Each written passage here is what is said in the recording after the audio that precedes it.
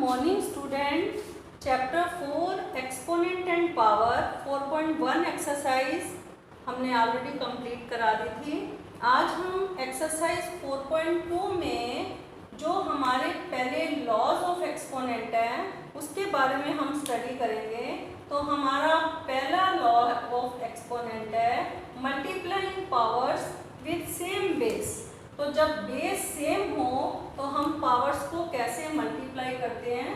तो मैंने पहला एग्जांपल लिया है 2 raise to the power 4 into 2 raise to the power 3। यहाँ पर हमारा बेस क्या है, सेम है। तो जब बेस सेम हो जाता है तो पावर हमारी ऐड हो जाती है। यहाँ पावर हमारी 4 है, यहाँ पर हमारी 3 है, तो पावर ऐड हो जाएगी। तो ये हमारा आ गया 2 रेज टू द पावर 7। समझ आया। नाउ हमारा सेकेंड लॉ है dividing powers with same base. हम कैसे पावर डिवाइड करते हैं जब हमारा बेस सेम हो। जैसे मैंने यहाँ लिखा 5 रेज टू द पावर 7 और 5 रेज टू द पावर 4।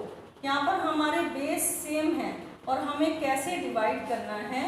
तो ये 5 raise to the power 7 upon 5 raise to the power 4 ये डिवाइड में है तो ये नीचे आ जाएगा।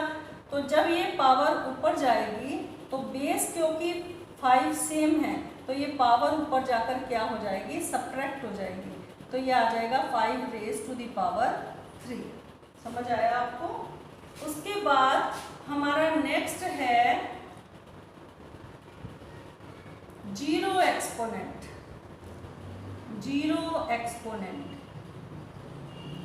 हमारा किसी भी चीज की पावर जीरो जो होती है, जैसे फॉर एग्जांपल मैंने यहाँ लिखा 3 रेज टू द पावर 0 तो दैट इज इक्वल टू 1। यहाँ पर कोई भी बेस हो सकता है, 5 भी हो सकता है, 100 भी हो सकता है। तो किसी की भी पावर जब जीरो आ जाती है दैट इज इक्वल टू 1। और नेक्स्ट है हमारा, ये हमारे लॉज हैं सारे, ठीक है। नेक्स्ट है हमारा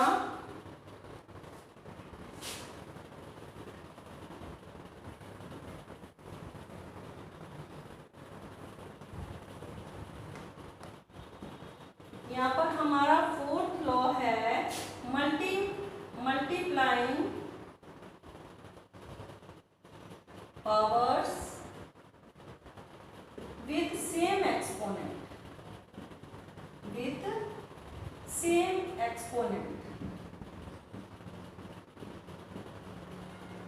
इसका मतलब है जैसे मैंने यहाँ पर लिखा 3 raise to the power 4 into 5 raise to the power 4। यहाँ पर हमारा एक्सपोनेंट सेम है। जब एक्सपोनेंट सेम होता है तो यहाँ पर बेस क्या हो जाते हैं, मल्टीप्लाई हो जाते हैं और पावर सेम रहती है। तो आंसर क्या आएगा हमारा 15 रेज टू द पावर 4। ठीक है। जब पावर सेम हो तो बेस मल्टीप्लाई हो जाते हैं। 3 5 जा 15 रेज टू द पावर 4। और नेक्स्ट है हमारा यहाँ पर टेकिंग पावर ऑफ पावर। इसका मतलब क्या है, taking power of a power. Power के ऊपर अगेन पावर हो तब क्या होता है। जैसे मैंने यहाँ लिखा 2 रेज टू द पावर 3 और again raise to the power 2 है। इस पूरे के ऊपर again raise to the power 2 है। पावर के ऊपर अगेन पावर है तब पावर से क्या हो जाती है, यहाँ पर मल्टीप्लाई हो जाती है। तो 3 को 2 से मल्टीप्लाई करेंगे तो ये आंसर हमारा आ जाएगा 2 रेज टू द पावर 6। ठीक है। उसके बाद है dividing power with same exponent. यहाँ पर मैंने multiplying power with same exponent बताया था ना, अब है dividing power with same exponent. Dividing powers with same exponent हमारा 6 है। जैसे मैंने यहाँ पर लिखा 2 रेज टू द पावर 5 और यहाँ पर 7 रेज टू द पावर 5। ये डिवाइड में है। पावर हमारे दोनों की यहाँ पर क्या है, सेम है। तो यहाँ पर हम 2 अपॉन में 7, बेस हमारा ऊपर 2 है, यहाँ पर नीचे 7 है। तो यहाँ पर पावर क्या है हमारी, सेम है। तो हम इसे इस तरह से भी लिख सकते हैं 2 2/7 रेज टू दी पावर 5। और नेगेटिव एक्सपोनेंट क्या होता है, लास्ट है इसमें नेगेटिव एक्सपोनेंट।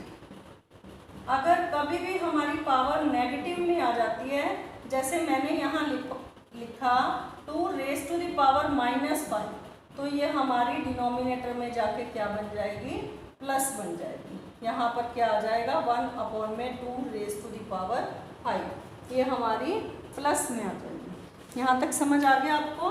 उसके बाद हम 1-2 क्वेश्चंस लेते हैं इस एक्सरसाइज के।